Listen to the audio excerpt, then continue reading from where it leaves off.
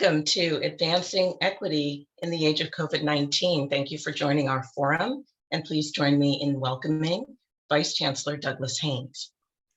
Thank you so much, Marguerite. Good afternoon on this Southern California day. The sun is out, and I do hope the sun is shining wherever you are. I want to add my thank you to Assistant Vice Chancellor Benet Hamarth to joining us at today's forum on advancing equity in the age of COVID. The 9 presenters that you will hear from in brief remarks represent a portion of the 19 projects funded through Advancing Equity Awards last year. I am pleased that we can reap the benefits of their work by hearing the lessons learned from research and involving health, social and behavioral sciences, STEM, and the humanities. But before I say more about the presentations, I'd like to check in with the audience. I know it's been a very long year, and impossibly long year in so many ways. And I can imagine that it's hit us in a variety of different ways, some short, other long-term, and others that we're just coming to terms with. Right now, I'd like to check in with you and ask you to complete a brief and anonymous poll.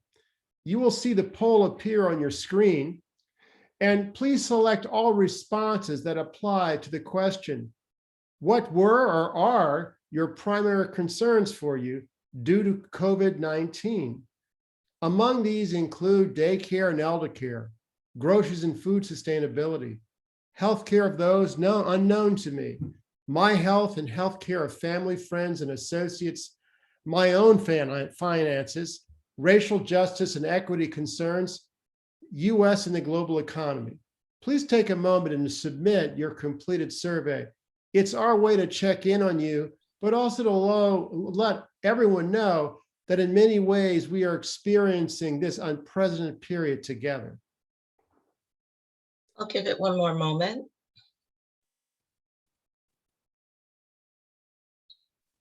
Okay, looks like that. Wow. Take a look at these responses. They show how we are connected in these circumstances. For some, it will take a longer while to process what this journey has been. And I certainly want to encourage us to use the UCI resources, whether just to talk with some of skilled colleagues about how we are processing these times. That could include speaking with representatives from the UCI Counseling Center, campus social workers, faculty and staff support services. I also hope that the information shared today provides another touch point for your support. The insights from our presenters last week provided a wealth of information, chronically some reassuring ways that we came together despite the impacts of COVID-19. We heard how online tools plus intensive mentoring help new students to navigate their college, the extent of community mobilization that becomes possible through authentic partnerships, and the dedication of student allies being advocates for their peers. Our format today remains the same, and we will hear brief talks from 3 presenter groups and then engage in live Q&A. I encourage you to share your questions throughout the presentations, and I'll do my best to include them in our question and answer time. I now will introduce our set of speakers in reverse order, and their links will be provided in the chat. Laura Enriquez is an associate professor in the Department of Chicano Latino Studies, examining the educational, political, and social experiences of undocumented young adults who immigrated to the United States as children. Her report this February with colleagues in the UC Collaborative to promote immigrant and student equity identified how immigration policies disrupted well-being of youth who were undocumented and citizens alike. Her presentation will focus on the undocumented and the invisibilized. Graeme Boushey is associate professor in the Department of Political Science, with a research focus on political decision-making in the United States. His focus is quite germane, given the political pressures influencing jurisprudence. He will speak about COVID-19 lawmaking in the American states. Our first speaker is Pavan Kadandale, an associate professor of teaching in the Department of Molecular Biology and Biochemistry. His research in biology education has identified the deeper critical thinking and connections that occur through active learning techniques. He joins to discuss multi-investigator work in helping incarcerated students to college completion. Please join me in welcoming Professor Pavan Kadandale. Pavan?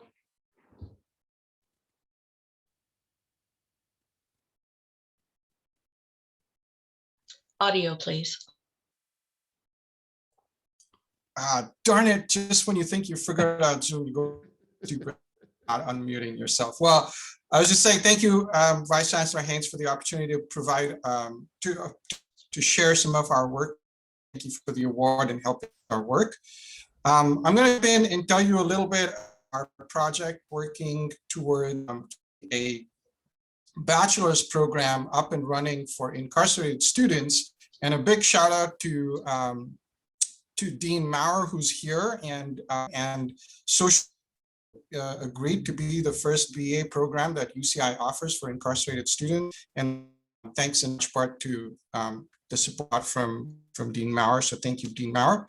And let me jump, and hopefully my presentation will come on and we can look at some data that I wanted to share with you about the extraordinary discrepancies that exist when we look at demographic data between incarcerated students and students who go to college. So really just a brief snapshot of how you can see that incarceration is largely Black and Hispanic people, and college students, you start seeing these demographic changes, where demographic differences, where the vast college students in California are white students. And then the next piece of data will show us also in the gender inequities that exist between incarceration and college, where the vast majority of incarcerated individuals are male. And we've actually started seeing where the majority of going students in our communities are women. And one of the ways that we can reduce incarceration is education. And the next point should tell us a bit about the actual costs of incarcerating someone versus educating someone for a year. So incarceration costs go up to about $81,000 in the last time we looked at this data for a single year of incarceration, whereas going to college, if you go to a U, about $36,000, and average across California, including private colleges, is about $49,000. So we know that education, and thank you, I think those are all the slides I need to show, so we can go back to seeing my face. And so we know from a social perspective, education reduces recidivism, it makes our community safer, and for those of us who are capitalists, economically it makes sense because it's cheaper, and if you're going to reduce recidivism, you need to have fewer incarcerated programs. So education is a powerful way of providing opportunities and reducing recidivism for incarcerated students. The problem is that there's a lot of associates programs that are present across the prison system in California, but very, very few bachelor's programs. To the best of our knowledge, there's 2, maybe 3 programs right now that are operational that provide bachelor's programs. One is out of Cal State, a new one's been started, Cal State LA, one is a new one that's been started from Pitzer. And that's pretty much about the landscape of bachelor's programs that are being offered across the state of California to incarcerated students. So this is where our team jumped in. And this effort is led by a team of 4 individuals across UCI. So there's Karamet Ryder, Val Janess, Carol Saran, and myself. And we're hoping to put together, or we've been trying to put together a program where incarcerated students can actually attain a bachelor's degree at UCI even through their time when they're being incarcerated. Our first degree is going to be a bachelor's in sociology, and we expect to matriculate our first class in the fall of 2023. So really exciting. We're gearing up to get this program started, to get students matriculated into UCI. And then, of course, this year, the pandemic hit. And one of the issues that's been true throughout the California incarceration system is they've been very resistant to having technology in the prison systems for a variety of reasons. Consequently, most prison education programs have either been in person or through correspondence courses. So of course, when the pandemic hit, this was going to be a huge issue because there was no existing infrastructure in prisons to bring technology in. They weren't allowing technology in.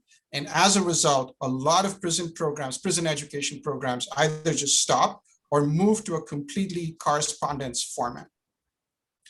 I think what this does is it highlights the inequities that are prevalent for people who are incarcerated, both structurally, systemically, and the disproportionate impact that the pandemic had across our society on people that were already vulnerable. Prison populations are extraordinarily vulnerable, and hence the title is the black holes. From a physics perspective, black holes are something that everything goes in, nothing comes out because their gravitational pull is so large. And in many ways, prisons behave like those black holes where people go in and then very often they never come out, or even if they do, they get sucked right back in. And so when the pandemic hit, it hit the prison systems really hard, huge rates of viral prevalence in the prison systems. Things got completely shut down. So even the in-person classes had to stop. And so everyone had to go to correspondence because no one was allowing technology into the prisons. So how does any of this impact us at UCI? And what have we learned through these experiences of prisons in California? The same thing that we saw in prisons is what was being mirrored for our students at UCI. Our most vulnerable populations of students were hit hardest by the pandemic. They were scrambling to find jobs, scrambling to move back home, and also scrambling to access the technological infrastructure that we were using to deliver our courses to all of our students. I, for example, take Zoom for granted. I can hop on, I have fairly reliable Wi-Fi. Every now and then, I think my neighbor starts streaming movies and then it gets a little bad, but for the most part, I'm okay. But I've had students who've had to drive to a close-by strip mall and sit there in their cars the whole day doing their entire classes from their car in the strip mall because that's the only place where they could access reliable Wi-Fi.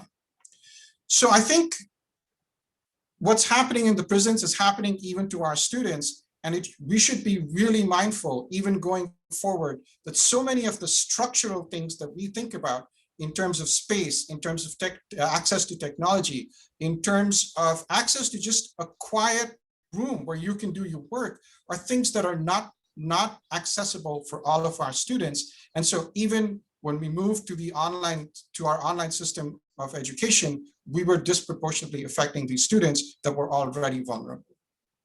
So in learning about what's happening in prisons, we also learned about what's happening to our students and the importance of accepting those disproportionate impacts and making appropriate, in our classes, having the appropriate flexibility to accommodate those students, I think was an important lesson that we learned. So, but it's not all negative. As a famous economist said, a crisis is a terrible opportunity to waste. And so this whole COVID pandemic and the lack of access to technology in prisons also served as a wake-up call to the California incarceration system. And there is an increasingly strong movement to starting to allow technology in the prisons. A couple of really great examples. So surprisingly, the community college partners that we're working with at the Robert J. Donovan prison down in San Diego actually allowed students to take their American Sign Language final exam through Zoom, because I guess even they realized that sign language was not something that they could do by correspondence. In a broader impact of the program, Pitzer College has their first BA program being rolled out in the Lancaster prison, I think, and they're being allowed to actually have video conferencing with their students in a very, very small and limited capacity. So thanks to this COVID pandemic, there is some positive that we're taking away, that we are now starting to move to a place where we can convince the prison systems to allow technology in.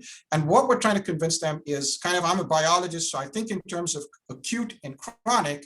So the pandemic uncovered an acute requirement for technology with things like video conferencing and Zoom. But if we want our students to learn the skills of finding information online and dealing with complex sets of information, then we have to also allow this chronic technology where we can technology in and we can have students get a high quality education within their prisons. And so that the California dream for higher education, which is access for anyone, anywhere, becomes a reality. And like the first to penetrate the pandemic, so too we hope can technology and ultimately education. Thank you for your time, and I think we'll take questions at the end. Thank you so much, Professor Kadandale. Please join me in welcoming Professor Graeme Boushey. Thank you so much. I want to begin by thanking Vice Chancellor Haynes for the kind introduction and the Office of Inclusive Excellence for funding this research, and with it, some of the teaching I've done over the past year and a half on the politics of COVID-19. The motivation for this research I've been doing came out of a class I first taught on the politics of COVID-19 in the spring of 2020. And as I told my students on the first day of class, I came to view COVID-19 as a stress test for American democracy. As we all know, COVID-19 emerged in a period of heightened political tension. There was a tense an ongoing presidential campaign and election, roiling protests over police brutality, polarization between not only the major parties, but between the federal and state governments, and a presidential administration that had underinvested in the very federal agencies that would need to lead the way in responding to a national crisis like coronavirus. And in this environment, COVID-19 emerges as just a staggering challenge, staggering in a number of ways, and unlike any policy problem that I've seen in my research, in the sense that COVID-19 is extremely complex, right? There's not any single magic bullet that's going to resolve all of the social and policy problems revealed by the pandemic. It's complex and involves extraordinary uncertainty, especially at the outset of the disease. And when I say uncertainty in any number of dimensions, like uncertainty about what actions government should take, what tools and remedies will best stop the spread of the disease, best mitigate the financial impact of the pandemic, and uncertainty about trade-offs between public health and the economy, trade-offs between personal freedom and collective responsibility. And it's a problem of staggering breadth and depth in its scope of impact across areas of government concern. So as we're going to hear today, and as you likely heard last week, COVID-19 is certainly a public health problem. It's a financial crisis, but it was also a crisis of education, a crisis for the labor market, a crisis for transportation, for the criminal justice system and prisons, even for parks and outdoor spaces. So, and each of these problems were then exacerbated because COVID-19 collides with the existing crisis of inequality in America that made us so socially susceptible to the impact of the disease. So to sum it up, COVID is a problem that really demands broad and sophisticated responses. The second reason I found COVID so important and interesting to study, both in the class and in my research, is the remarkable passivity and inconsistency of the Trump administration's response to the crisis. Rather than taking what we would have imagined would be the constitutional and assertive role in coordinating a collective response and marshaling the extraordinary expertise of federal agencies to coordinate and incentivize policy, the Trump administration took a backseat and left a lot of the policymaking responsibility to state governments. But what's important for us to appreciate here is that state governments are really different from the federal government. They lack the powers to mandate and coordinate policy responses. Unlike the federal government, many states have much more limited capabilities in policymaking. Some states like California are quite robust. We have a fully professionalized legislature and really, really expert bureaucracies, but other states like South Dakota have made much more modest investments in both their legislature's capacity and the capacity of the bureaucracies. And so this really leads to some interesting questions for thinking about democracy moving forward in this country. If the polarization we're seeing is the new normal and inaction at the federal government comes to be expected, then how will the American federal system respond to a massive policy crisis like COVID? How will state governments develop solutions, coordinate responses in a period of federal inaction, right? How can states lead the way? So looking at state policymaking will begin to tell us the story. And if we look at the first slide here, we're going to get a picture of what states are doing. So this first slide is a simple slide with darker colors, meaning more lawmaking activity. And we can begin to glean some basic lessons on how states can lead the way in a crisis. The first lesson is that state governments are going to be active. For this research, we gathered all state laws and executive orders issued in response to the pandemic over a year. And we see that state governments issued over 4,000 laws related to COVID. And so they're active in their response, and they find some common areas of convergence. So, states quickly figure out that they have to figure out how to expand access to healthcare. They converge on problems of telemedicine, of expanding Medicaid. They quickly figure out how to transition in education to online platforms. But a second important lesson is that some state governments are much more active in responding to the full breadth and complexity of a crisis than others in ways that may exacerbate inequality. A subset of states, and we can see here, California, New York, New Jersey, to some degree, Pennsylvania, are workhorses of innovation. So these are states that are proposing lots of bills in lots of different areas. They're taking the full breadth of the problem head on. And many of these bills fail, but they do have successes, and these successes can end up helping their neighboring states identify and coordinate on effective solutions. One prominent example we're all going to know about is masking mandates and lockdowns, where we saw a fairly discernible pattern that after California, New York, and Ohio implemented shutdowns, other states soon followed.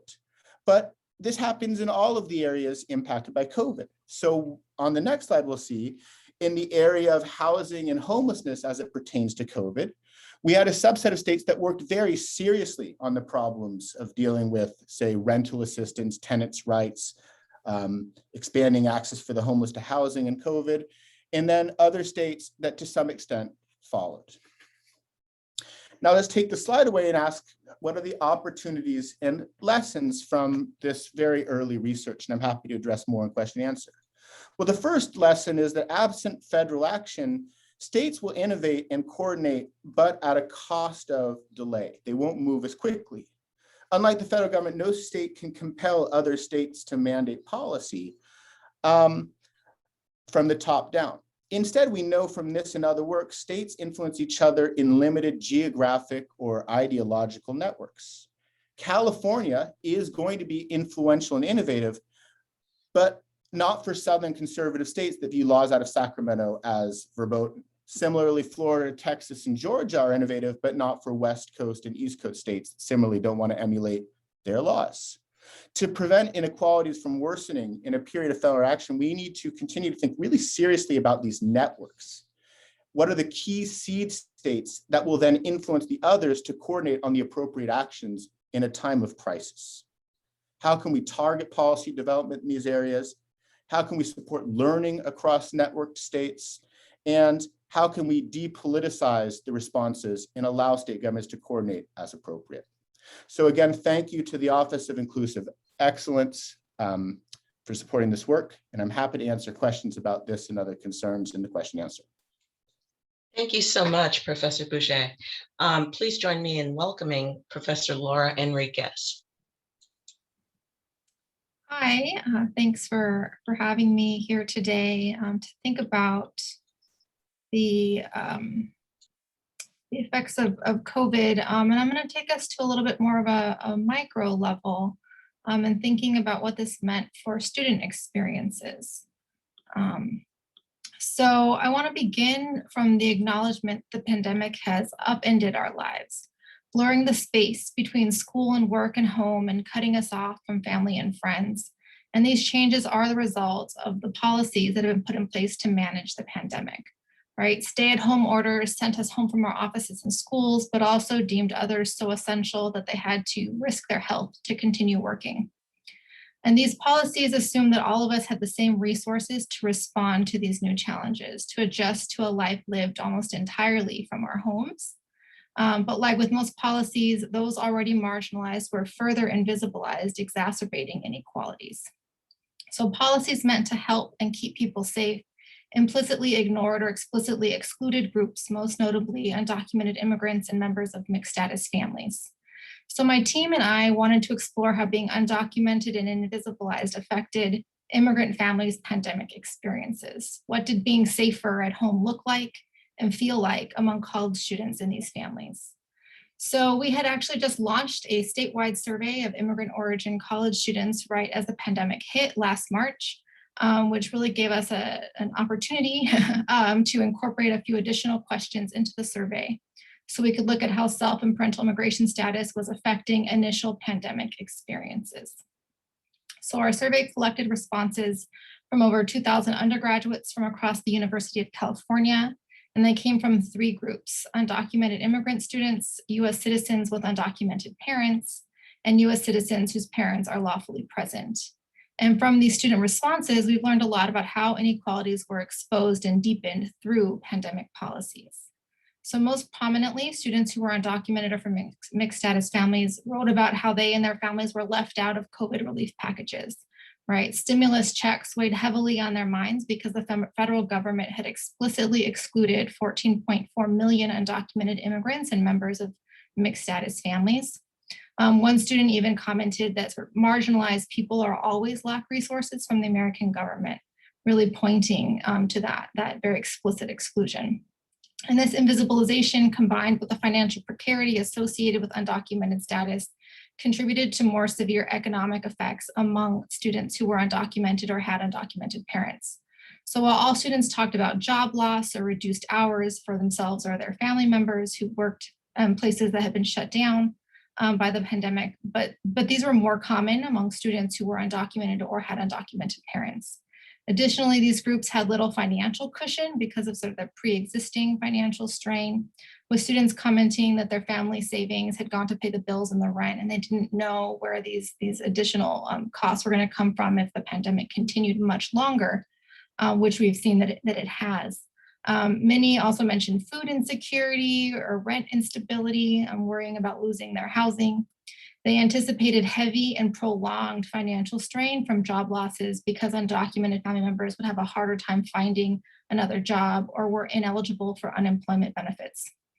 And those students who had employment authorization, either because they were citizens or had DACA protections, took on a heavy responsibility to care for the household, sometimes taking on additional jobs or worrying about needing to keep their job to keep the family afloat. And these financial strains really trickled down to harm academics, right? So across the board, students were struggling with remote learning, which I'm sure a lot of you have seen. I've got a kindergartner, right, going to school on her iPad. It's been tough. But we also have a lot of resources to support her, right, including me, right? I can sit in on class and do homework with her. And these students didn't have that, right? In fact, many of the ones providing that support were these students, right, providing support to younger siblings. And this became particularly consequential for students who were undocumented or had undocumented parents because of this pre-existing financial strain. They were more likely to report living in situations and having increased financial responsibilities that were not conducive to remote learning, right? So one student talked about how her family didn't understand that she was still in school. And she sort of lists in her comment, right, all these things that she's doing, right? Chores, getting groceries, driving people places, getting gas, cooking, taking care of her cousins, and really connecting all of this to harming her education, having to pause her Zoom lectures, having to miss synchronous classes, having to view recordings at 1 a.m. because that's the only quiet that's available, right? So this sort of prior financial situations made it less likely that students would have access to a computer or reliable internet, right? And all these things really adding up to compromise their academic engagement and performance.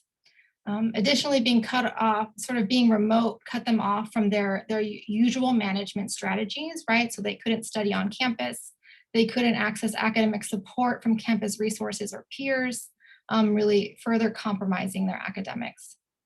And then mental health crumbles under the weight of these financial strains and academic stressors, right? There were fears of the unknown, right? What would the pandemic bring? Because these are very initial weeks and months, but also discussions of social isolation. But really, it was the financial and academic stressors that were so much more severe among students who are undocumented and had undocumented parents, and these were contributing to their worst mental health. So overall, we clearly find that students who are undocumented or from mixed status families are already managing a complicated balancing act when trying to pursue their education. And the pandemic exacerbates these underlying inequalities and really piles on new stressors. So these students were already in precarious financial situations, exposing them to an increased risk for cascading economic, academic, and mental health effects. They were actively excluded from economic relief efforts, and they were invisibilized in remote education policies that didn't sufficiently take these barriers into account when sending students home to learn.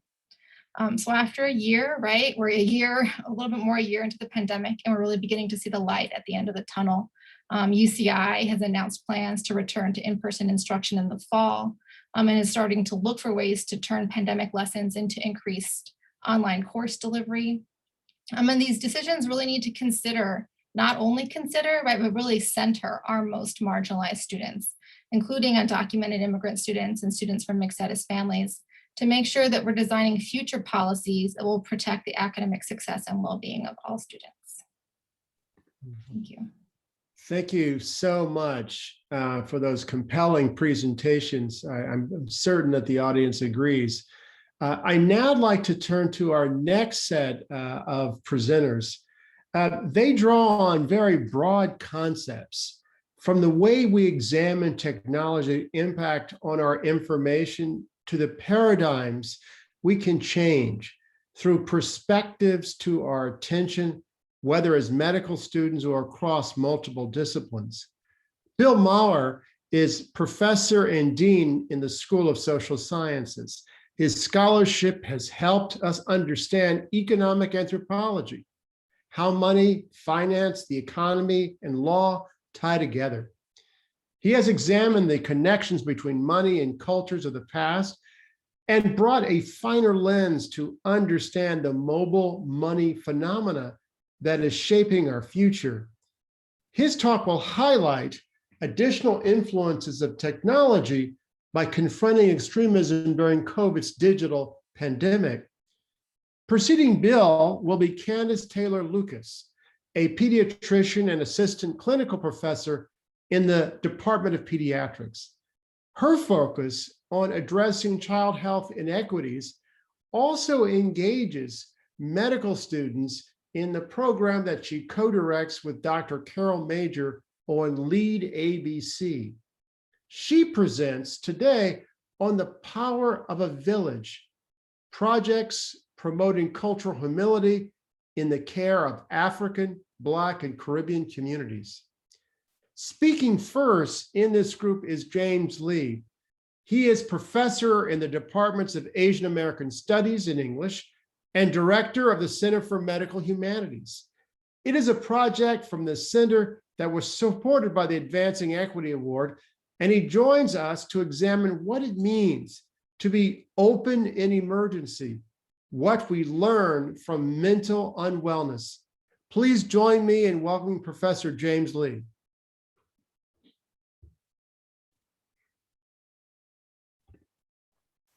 Thank you very much for this opportunity to share our project.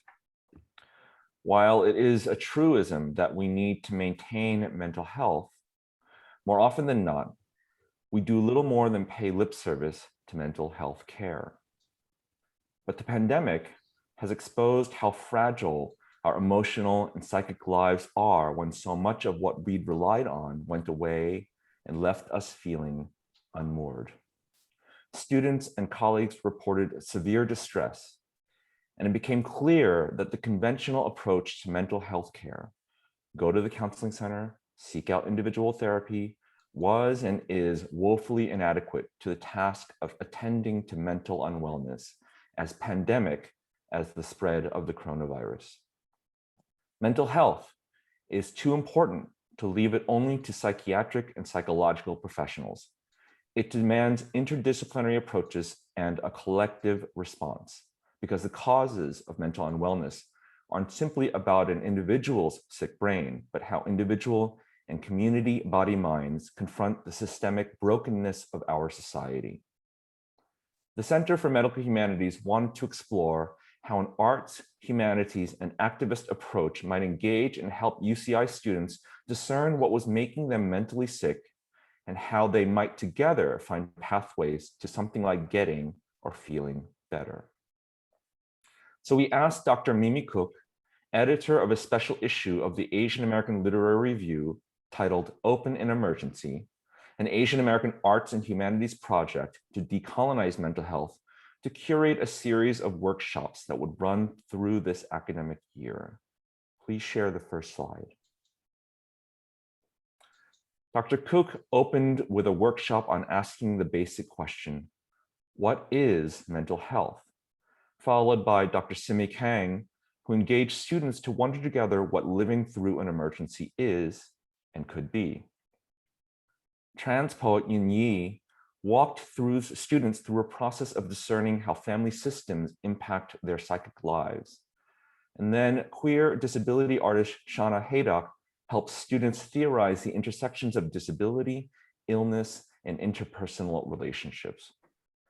Just yesterday, we had our final event in which all 4 presenters returned to lead us in a collective tarot card creation, a pandemic tarot card that distilled our collective experience of mental unwellness and health during this pandemic. It was both live illustrated and live composed. This pandemic card will be published by the Asian American Literary Review. Please stay tuned for its release. And let me stop the share at this moment. All of these workshops were recorded and live on the center's website, and you're welcome to view. And yesterday's event will be available as a recording sometime next week. What was so moving was how open and vulnerable students were in expressing their mental unwellness, which not only confirmed that they were and are not well, but also highlighted their fearlessness in verbalizing their unwellness. I was particularly moved by Yin Yi's workshop, during which he shaped what he called a collective poem out of what the students shared from their individual experiences with their families. If you'll indulge me, I'd like to read this poem as an expression of the collective heart and wisdom of those who participated during the February 11th workshop. I'll go ahead and read it. And this, mind you, this is a poem that they created in an hour. I carry confusion and conflict, parents estranged from parents, multitudes carried, grandmother's magic stories, emotional trauma. I carry the sweaty line of singers, the pitted fruits, ghosting a baby never born, detritus of depression and anxiety, crushing weight of settling the not knowing, carrying shame, air on my mouth, smell of Hong Kong. I miss being told how good I was for making my bed, making my maternal cousins throwing shade, releasing the future, my held breath cycling discontent. I release anger, expectations to excellence. What to withhold, pride, my mother's hate, my mother's struggle, the regret of not doing enough, caring for my parents. I carry the sky of hunger, the hall shadowing water, absorbing Korea. I invite you to go to the center's website to read this extraordinary poem again and to read another one created by the workshop community. What this example showed me and other participants was a model of healthcare, mental health care, that attended to the systemic, structural, and social dimensions of what makes us unwell. Rather than individualized and depoliticized mental unwellness, this project revealed that mental health care can and should be a community effort as a matter of social justice as much as issues such as material or educational inequities. Such a collective effort can and should be prioritized as much as how we at UCI value student academic work. Mental health care and intellectual rigor go hand in hand. An open in emergency has shown us that students are ready to heal one another and heal together. Are the rest of us. And thank you. Thank you so much, Professor Lee. Please join me in welcoming Professor Candace Taylor-Lucas. Thank you. And thank you so much for the honor to just be a part of and admit so many phenomenal funded projects that were designed to confront extremism during the era of COVID-19. I speak now on behalf of our multidisciplinary team championed in alliance and purpose with the leadership education to advance diversity, African, Black, and Caribbean, LEAD ABC, mission-based program in the UCI School of Medicine. The title of our presentation and of the presentation I'm giving now is The Power of a Village, Projects Promoting Cultural Humility in the Care of African, Black, and Caribbean Communities. And the title within and of itself is an example of a lesson learned, as the initial grant award title was Uniting the Village. As we all collectively breathe and take breath that others are not able to breathe, we have to acknowledge the power that we have as we continue to work together. And the strength of the multidisciplinary and multitude of stakeholders that have supported this project, really they engaged in and supporting the work that we completed in ways that were necessary and important, and included pre-health students, faculty in the department in the School of Medicine and across the College of Health Sciences and the School of Nursing and Pharmacy and Public Health, also in the Department of African American Studies and the Claire Traverse School of the Arts. But we also engaged community advocates and churches, especially Christ Our Redeemer Church, and nonprofits, a nonprofit specifically called My COVID MD, which is run by a program called the Shared Harvest Fund. And engaging our partners, the success of our projects really was a communal success. But before discussing the projects further, I'd actually like to just pause a little and talk about LEAD ABC and to speak to the fact that this 4-year program with an optional 5th year really was established and founded in 2018, prior to when the pandemic hit and prior to when we really hit this cultural awakening of just systemic racism and specifically systemic anti-Black racism. And it was founded by Dr. Carol Major, Dr. Kanvan Le-Buckland, and a medical student, Kasluchi Nindu, who will be going on to complete residency at Yale with a specialty in psychiatry after this year. The inaugural cohort, though, began in 2019 with just 4 students. 4 students who were passionate and who acknowledged that there was a gap in our School of Medicine and the curriculum that our School of Medicine provided in addressing really just appreciating and understanding the impact of racism and the influence of racism on the health of Black communities. Our LEAD ABC cohort started with just those 4 students, but they were complemented by 2nd year students. There were 4 2nd years and 4 3rd years. And combined, they had an established community in which they felt belonging, in which they continue to feel belonging in. And a major lesson, or rather a really highlighted fact, is that our School of Medicine really leans on our students, our underrepresented students, our minority students, and specifically our Black students, to really navigate scenarios and challenges such as what we all experienced as a result of the COVID-19 pandemic, as a result of the death of George Floyd. And every cohort has about 104 medical students each of the 4 years. And they all benefit from the diversity, the skill, the talent, and the passion demonstrated by our lead ABC scholars and our broader village, our village that they're comprised of, which is within UCI, which is outside of UCI as well, and a part of our surrounding communities, and a village which is highlighted previously in my prior comments. But in leaning on the strengths of our students, the faculty, and stakeholders, we foster belonging for trainees and faculty and produce scholarly work and service projects that have downstream impacts that are continuing to unfold, and which support students' professional growth and identity, which are so crucial to acknowledge and to address, especially at a period of greater isolation. As the recipients of the Office of Inclusive Excellence's Confronting Extremism Award during this academic year, our team really sought to implement targeted programming that will complement our mission-based programs curriculum and establish a confronting anti-Blackness curricular thread in the School of Medicine. So the Confronting Anti-Blackness curriculum, or CABC, had 5 touch points in our proposal, and I'll review those now if you can please share the first slide. Thank you. And for first years, our first year medical students, we planned and implemented the Bafa Bafa Cultural Humility Session as an inaugural event for the Clinical Foundations course, which is directed by Dr. Elisa Ray. And this occurred in August of 2020 during an orientation week. And Bafa Bafa is a face-to-face learning simulation intended to improve participants' cultural humility by creating the experience of culture shock.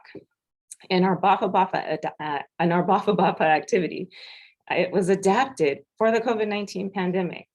Students were assigned to one of 2 cultures, and each culture had an implicit identity that consisted of specific behaviors, values, and ways of trading and communicating.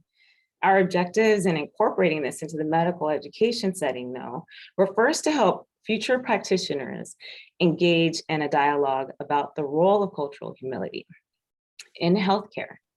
And second, to obtain a better understanding of the power imbalances that accompany majority and minority interactions.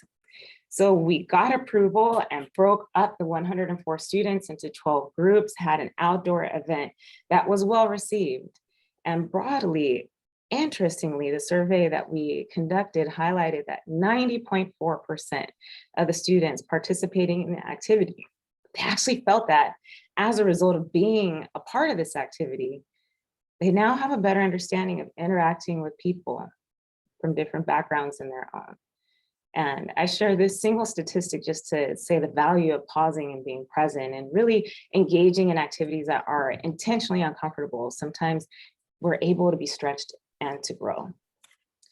For the second year medical students, one of the things that really want to just highlight, and you can see some of the points outlined here in both the number 2 and number 3 boxes. Really what our goal was to allow us to really continue to be present, to continue to engage in conversations that might be comfortable, uncomfortable, and to do so with a concrete point within the curriculum that could continue into perpetuity. In partnership with the community engagement, or the patient and community engagement course led by Dr. Bobby Sasson, we were able to inject a film that was created by medical student Kate Whittle. Really was a passion project with leadership and support from Dr. Willoughby Herrard, from our lead ABC faculty, from our community partners, Christ Our Redeemer Church, and community advocate Star Simmons.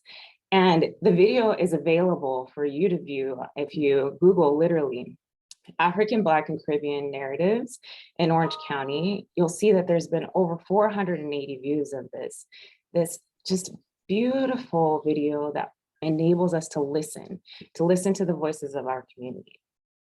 For the social construct, or for acknowledging race as a social construct and not a biological construct, we wanted to make sure that medical students have that opportunity to care for and to practice caring for Black patients. Standardized patients are actors who are medical students engaged in learning their clinical skills with, but if we aren't representing the communities that they'll be serving and in the patients that they're learning to serve, we're missing an opportunity. And so we identified that as a crucial touch point and found that our students enjoyed the opportunity to learn and have a touch point where they could ask questions and be vulnerable and leave with a greater appreciation of what they did not previously know. For our fourth year medical students, we really took the approach of let's bring our students, our medical providers into the community and come back and bring them into our community as well. And partnering with community members was crucial to just humbling our students in purpose. And if you can, please go to the last slide. And although we all have had to adapt to COVID-19, we acknowledge the impact of COVID-19 broadly in our world. With the power of our village, we will continue to thrive. And this last image that I like to show really capitalizes on that. If you can please just click next, it'll show you a view of one of our medical students and Dr. Carol Major as they demonstrate the power of our village and the value of breath to be able to give voice to communities that are not often listened to. So thank you. Thank you so much, Professor Lucas. Please join me in welcoming Dean Bill Maurer.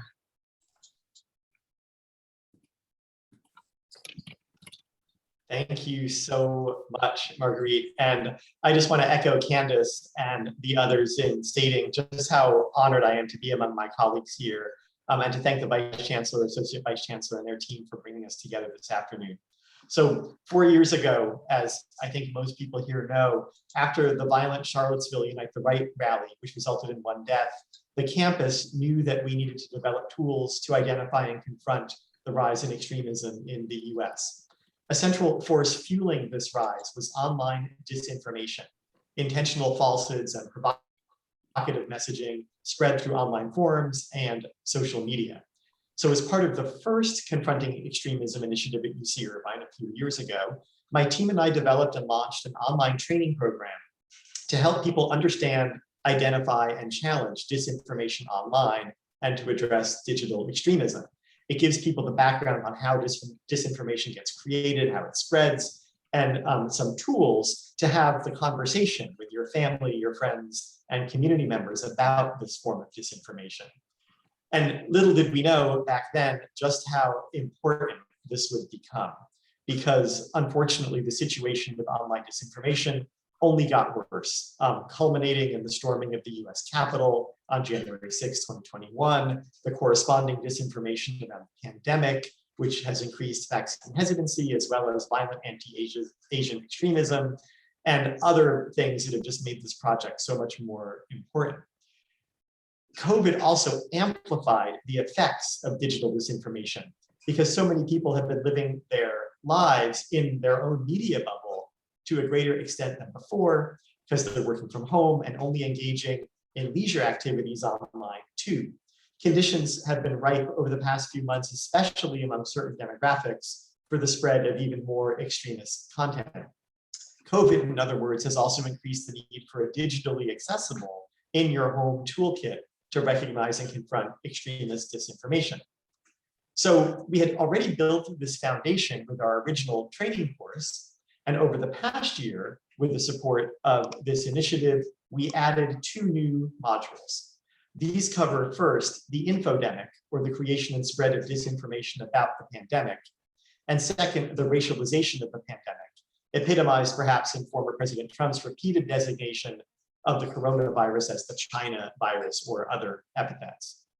Because misinformation and disinformation spread so rapidly, we need these tools to equip ourselves and our community and establish UC Irvine as a trusted partner that people can turn to address digital extremism. So I'm pleased to report that now we're partnering with the Orange County Human Relations Council to get these trainings out into the community.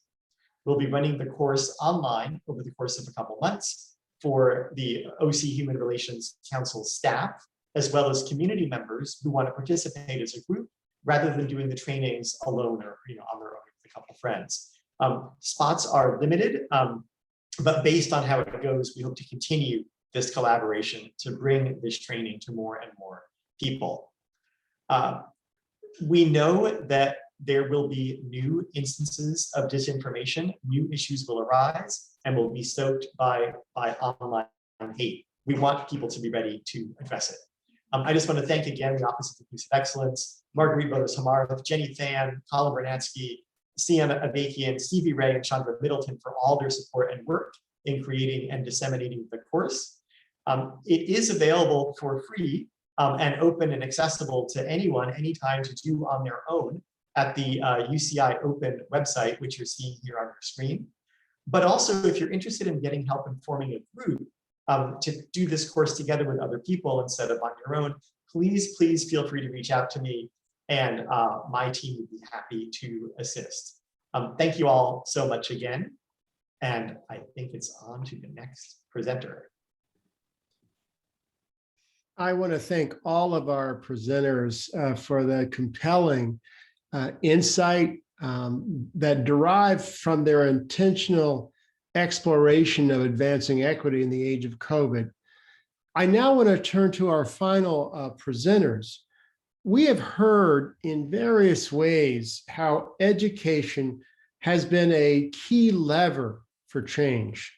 Our final three presentations today underscore this approach and spotlight the ways that vulnerable communities were particularly impacted by COVID-19. Sora Park Tenjasari is a leader in closing gaps in health disparities through community engagement. An associate director of the Chow Family Comprehensive Cancer Center, she is also a professor of epidemiology in the program in public health. She joins us today to discuss the VOICE project. Virginia Parks is a professor and chair of the Department of Urban Planning and Public Policy. Her research examining urban spaces, regulatory environments, and vulnerable populations also gives us insight about developing better systems for all through attention to these groups. She will speak about COVID and economic vulnerability. Preceding Chair Parks is Mandy Mount, Director of UCI Care. She speaks today about developing collective care and amid adversity, and this topic highlights our increased needs for our vigilance and preventive education about power-based sexual harassment and violence. Mandy is a counseling psychologist, and her research and practice examines holistic and trauma-informed care to help those having to deal and heal from power-based. Please welcome me. Please join me in welcoming Dr. Mandy Mount.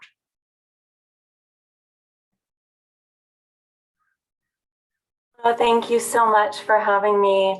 And to echo the rest of my colleagues, I am so honored to be here, and thank you for this invitation and to be among such incredible and impactful programs.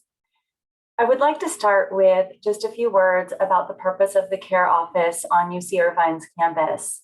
Our office is available to provide support to all members of the campus community, particularly those who have been impacted by interpersonal violence, specifically the very difficult experiences of sexual assault, relationship abuse, stalking, and harassment. Those who are navigating these challenges while striving to be successful in work and classes. The team at CARE works also to prevent these experiences within our community by addressing them at their root cause, examining and challenging structural inequality and identity-based discrimination that result in disproportionate impacts of violence among marginalized communities. This year has undoubtedly presented challenges unlike any we have faced before, and we have faced many challenges. This year, during the pandemic, we needed to pivot to provide services for the first time in an entirely remote environment. While this was helpful in reducing travel time, destigmatizing service spaces, and expanding options for service engagement, And this all helped to reduce some existing barriers. This pivot also became the cause of additional challenges. As a result of the COVID-19 pandemic, physical distancing and sheltering at home became the norm. Our students were sent home to spaces that were assumed to be safe, but in fact, for many, were threatening and even dangerous. While supporting public health approaches to preventing the spread of illness, this practice also contributed to social isolation and supported additional opportunities to exploit vulnerabilities of oppressed and marginalized groups. As others in this forum have mentioned, mental health concerns were exacerbated, and women and communities of color experienced higher rates of financial insecurity and job loss. Through this grant project, CARE was able to intentionally expand support services and programs to mitigate and support efforts to limit these concerning impacts of the COVID climate. Our office focused on 4 major projects under the grant. And if we could get the slide, we'll go ahead and put those up on the screen. Thank you. Our first project was the Survivor Support Fund. Through this project, we were able to direct support to those most impacted by inequality and interpersonal violence and abuse. We believe that when people experience violence, they should be supported where they are, and that conditions should be removed to assist them in remediating the impact and support them in achieving their potential as members of our community. Something that folks may not know is that resources for victims and survivors of interpersonal violence can be very hard to come by. They may require that people file police reports or deplete their entire financial aid package in order to get access to financial supports to allow them to address things like getting childcare so that they can attend a court hearing, or providing them with transportation to be able to take care of the things that are related to their victimization, or perhaps paying doctor's bills as a result of injuries that they've experienced. Our Survivor Support Fund removed all of these barriers to support equity on an individual level by making these funds available to survivors, by working with our office, making it possible for them to exit life-threatening situations, support themselves, and offset the financial impact of the abuse and violations they had experienced. Given the economic impact of violence and the health disparities exacerbated by COVID, these funds were depleted rapidly to support expenses such as doctor's bills, transportation, and moving expenses. The second project that we focused on was our Narrative Project podcast. Since January 9th, the CARE Office has released 9 episodes, 8 sound bites, and 6 articles associated with the podcast effort. The focus of this podcast was to create a virtual space for the diverse voices of the UCI community to explore personal experiences related to intersectionality, cultural dynamics, power, community care, allyship, and restorative justice through the lens of the COVID-19 pandemic. As the pandemic shifted our attention to the existing and new inequalities rooted within our systems, practices, and services on a national and institutional level. The stories shared on the podcast provided a snapshot into the ways that people understand and experience the world around them. These discussions showcased the ways for listeners to engage in critical dialogues within their own circles and develop empathy for others during an isolating time. The Narrative Project podcast also provided unique opportunities for student interns to learn more about storytelling and impacting communities through centering marginalized voices, research, writing, producing, developing scripts, project management, and conveying messages through imagery and marketing. The creation of new episodes is anticipated to continue as capacity allows through the coming year, as we've also learned how valuable projects like these are in documenting the rich histories and experiences of our communities. The third project that was funded was some workshops that were conducted by Ignacio Rivera, who identifies as an activist, writer, educator, sexual healer, filmmaker, performance artist, and mother. Ignacio's workshops focused on exploring intersectional identities, healing, and trauma-informed support. One workshop was held exclusively for survivors to promote resilience, healing, and support storytelling. The others provided insight to faculty and staff.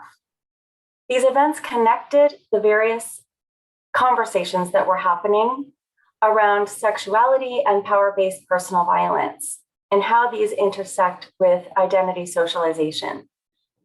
We received feedback from campus experts that these programs went deeper and were more honest than any they had ever participated in at UCI. And finally, our last project was Green Dot. Our Green Dot bystander intervention program focuses on eliminating the occurrence of power-based personal violence, and by doing so promotes equity within the UCI community. Green Dot emphasizes a whole community approach for violence prevention, engaging each community member and empowering them with knowledge and skills to allow them to feel confident in identifying and addressing harm. Prior to March 2020, the Green Dot program had never been conducted virtually. With the support of the Office of Inclusive Excellence, the program was translated to a completely remote environment, creating new opportunities for learning and community building and bringing a new focus on harm and violence that occurs in virtual or online settings as well. We conducted 3 virtual certifications and 2 overview presentations for a total of 143 students, staff, and faculty. In addition to these trainings, through a collaboration with on-campus housing communities, the Green Dot campaign was rolled out through newsletters with measurable impact. At a time when members of our community were calling for alternatives to law enforcement intervention, this program also offered tangible, safe strategies for communities to be involved in creating safer living environments for themselves and their neighbors. During a time when isolation and other barriers to accessing resources were more commonly faced, training that empowered individuals to identify red flags for harm or violence and support in their communities was vital. Programs like this are especially important because the care office can sometimes operate in a bit of a bubble. We are meant to be confidential, and that means that the stories of how important these resources aren't always heard. We must find ways to amplify the importance and impact of these resources. So we will be continuing the Green Dot program as we maintain our commitment to engaging the entire community in preventing violence. If I could get the final slide, I would just like to thank the team of professional staff and interns that implemented these projects and brought these visions to life. Their work has undoubtedly made a positive difference in our community. And I'd like to again thank the Office of Inclusive Excellence for the opportunity to pursue these impactful projects that we look forward to continuing. And I invite anybody to reach out to me at any point with any questions or suggestions. We would love to hear from you. Thank you. Thank you, Director Mount. Please join me in welcoming Professor Virginia Parks. Thank you, and honored to be here with you today. I think we all can agree that nobody wants a pandemic, and nobody wants to lose their job because of a pandemic, yet millions did. As unprepared as we were, as a society, we had put safeguards in place to protect people from crisis events that are no fault of their own. We have health insurance for when people get sick because of a pandemic, and we have unemployment insurance when people lose their jobs because of a pandemic. Unemployment insurance was created in the United States in response to the Great Depression. Thankfully, we learned a lot of lessons from the Great Depression and created programs so that people wouldn't be left behind when cataclysmic events happened in the future. To keep the economy running, we need people to be able to keep paying their rent and buying groceries. Unemployment insurance provides short-term cash support when somebody loses their job through no fault of their own. It's not welfare. This is social insurance against circumstances beyond our control, like Social Security for old age. It's the basis of a modern capitalist welfare state. But over time, we let the unemployment insurance system fall into disrepair and out of sync with a changing economy and labor market. New kinds of jobs have been created that we didn't extend UI coverage to. When I say UI, I mean unemployment insurance. So think of the gig economy. Those jobs aren't covered. When the pandemic hit last year, we didn't have the secure safety net in place that we thought we had. As a result, Not all workers are entitled to receive unemployment insurance. And even with the extension of insurance under the CARES Act, many people were left behind. My research looked at UI eligibility rates for communities in Orange County. So we'll show the slide. The map you see shows those communities with the lowest rates of unemployment insurance coverage. So those areas with the darkest purple are those communities most at risk of not receiving any kind of cash support when they lose their jobs. You can see that these are communities with workers that are lower income. And as you can see, these are communities of color, such as Santa Ana. These are all the communities in Orange County that have, again, the lowest rates of unemployment insurance coverage, meaning they're going to be left behind. Large numbers of workers in these communities are ineligible for unemployment insurance, even when they had been working. And this is again because these workers are working jobs that aren't covered by unemployment, like the gig economy, think Uber, Lyft. They're working part-time. In addition, many workers are employed in the informal cash economy, jobs again not covered by UI. And lastly, workers must meet documentation requirements. So immigrant workers were most adversely impacted due to ineligibility based either on their immigration status or their overrepresentation in employment and precarious jobs, or both. But and you can switch off the map, but the inadequacy of the UI system is multiplied by the fact that many workers who are eligible don't apply. So the second part of my research is that I looked at, and I should say with my doctoral student, Yojin Kim, I looked at a national survey of workers who are eligible for unemployment insurance, but do not apply for this benefit. Among these workers, Black and Latinx workers are least likely to apply for and therefore receive unemployment insurance, even when they're eligible to receive this benefit. My research reveals yet another dimension of racial inequality and how it is exacerbated by the very social programs that are meant to address equity. The economic impact of COVID-19 highlighted precarity of our most vulnerable workers and by extension, their families and communities. What to do? We must fix the UI system by extending coverage to all jobs. We need to modernize our UI system to match the jobs of today's global economy. And we need to streamline eligibility criteria. Lastly, we need to connect our most vulnerable workers and communities to benefits through those organizations that they trust most, community-based organizations that can act as benefits negotiators. Grassroots organizations already do some of this work already. We need to build them into a comprehensive model of outreach by providing funding and incorporating their community expertise into the implementation of planning around benefit systems like UI. National networks of community-based organizations are already advocating for change to the UI system and for the opportunity to play a role in connecting their community members to benefits. We can change the map and close the UI gap, but it requires the political will to innovate and implement a new social safety net that corresponds to the economic and demographic reality of the 21st century. Thank you. Thank you so much, Chair Parks. Please join me in welcoming Professor Sora Tanjaseri. Good evening.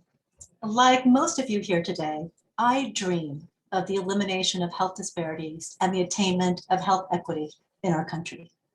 Unfortunately, as you have heard from so many of the speakers today, COVID-19 pandemic unmasked the systemic and political forces that shape enduring health disparities in racial and ethnic populations, including for Asian Americans and Pacific Islanders, or who I'll call AAPIs. First slide, please. Even after 6 months of the pandemic, the impacts on AAPIs were largely invisible, as people focused mainly on the proportion of deaths compared to the proportion of the population in the US, as shown on the left bar. If you could please click once on the slide. However, if you compare the proportions to what is shown on the right bar, which is death rates, what you see is what we knew was going on in communities, that AAPIs in aggregate have lower infection rates, but higher mortality compared to non-Hispanic whites. But unfortunately, AAPs, or fortunately, they represent over 60 different subethnic groups. And frustratingly, even today, disaggregated data is still not systematically available, despite alarming observations, such as the fact that Filipino Americans comprise 30% of the COVID deaths among US nurses. Can you click once again, please? In addition, since the start of the pandemic, if you can click once on the slide, please, Asian American communities have been racially stigmatized and blamed as the source of the contagion. The labeling of COVID-19 as a China virus or Kung flu has incited anti-Asian hostility, which has led to an increase in anti-Asian hate in Orange County and across the country. As faculty, staff, and students at UCI, which is one of the largest Asian American, Native American, and Pacific Islander serving institutions of higher education in the country, we jumped at the opportunity to focus our commitments to education, community, and research to make visible the experiences of AAPIs during the pandemic. The rest of this presentation is on what a small group of dedicated students can accomplish with will, passion, and mentorship. Specifically, in fall 2020, I, along with faculty and staff from Public Health, Asian American Studies, the UCI Humanities Center, and the Orange County and Southeast Asian Archive Center, were funded by the Office of Inclusive Excellence to educate and activate our wonderful students to participate in documenting the impacts of COVID on AAPI lives. Next slide, please. So I'm going to cut to the chase. What did they accomplish? They were able to document through a series of photographs gleaned from hundreds of images that they took, a visual representation that brought to life the themes of AAPI family, healthcare, business and economic impacts, and community and resilience. For instance, as a result of heightened anti-Asian racism and the lack of financial resources in Asian languages, Asian-owned businesses were negatively impacted and the unemployment rate drastically increased. One student photographed an 80-year-old female owner of a traditional hanbok dress shop. You can see this photo in the middle of the slide, and wrote, she's having her biggest sale ever as she prepares for the closure of her store due to the pandemic. She speaks limited English and doesn't have an online presence, making it difficult for her to make sales as she relies on word of mouth to spread the news of her business. Recognizing health equity requires political power, another student took a picture, not shown here, of herself voting for the first time in the 2020 elections. This illustrates that AAPIs need to go beyond the model minority myth and focuses only on individualistic hard work, for instance, to challenge anti-racist policies and politicians through the democratic process. Armed with these photos and critically constructed descriptions, the students then devoted themselves to disseminating what they found. First, they importantly renamed our project, Voice, Visualizing Our Identities and Cultures for Empowerment. This is not a title that academics can come up with. They then annotated and donated their images to the UCI archives for future research. They created a website to showcase their images. The website is shown below, presented their photos at 2 community report back meetings, and was accepted to and presented at 1 professional academic conference. A subgroup of students were also so energized by the power of photo voice that they spun off to create a school-based training curriculum. You can see on the upper right-hand side. After conducting a focus group to get feedback from middle and high school teachers, they are in the midst of pilot testing this curriculum to teach 20 middle and high school students from the largest and most ethnically diverse school district in Orange County about how to do this kind of photographic documentation. You can end the slideshow, please. So, the last few minutes, I'll just say, how, might you ask, did a small group of UCI undergraduate students accomplish all of this, mind you, in the middle of a pandemic where everything is virtual. They used a method that I've also already referred to called photo voice, which is a form of visual needs assessment and communication that engages community members in the documentation of their own experiences. We adapted photo voice approaches to introduce college student researchers from diverse ethnic and racial and academic backgrounds to interdisciplinary, community-based research practices that are pan-ethnic and ethnic-specific to unveil and unearth health equity issues. In the midst of the pandemic, when students could not venture out safely into communities, we also benefited from the generosity of community members who came to our students. Leaders from 6 local AAPI community-based organizations who are frontline service providers and community activists provided crucial information to all of us about the impact of COVID in their communities. Their insights deepened our understanding of the structural issues at stake, and their mentorship with the students added depth to the collective conversations and analyses of these student photos. Their, in a sense, cultural navigation greatly shaped the design, meaning, and dissemination of the project. Ultimately, UCI students' photographs captured the resilience and resistance of our AAPI communities to both COVID and to racism. The students also learned about the multi-level impacts of COVID on our communities, and they shared with us their renewed sense of purpose and even mental health self-care through this project. With the initial phases of the project concluded, our research team looks forward to further disseminating conversations with our public and virtual public exhibitions with policymakers. Thank you for the opportunity to share the students' remarkable learnings and outcomes. And I thank our entire team of community mentors, project leaders, consultants, and most importantly, our 24 undergraduate students for their enthusiasm, engagement, and creativity. The outcomes surpass anything any of us could have ever dreamed of, and I have renewed hope that it will be our students who will ultimately achieve the elimination of health disparities in the future. Thank you. Thank you so much. I want to just acknowledge all 9 of our presenters. I think they offer inspiration if you need it, motivation if you need to find it, and above all, possibilities for advancing equity during the age of COVID.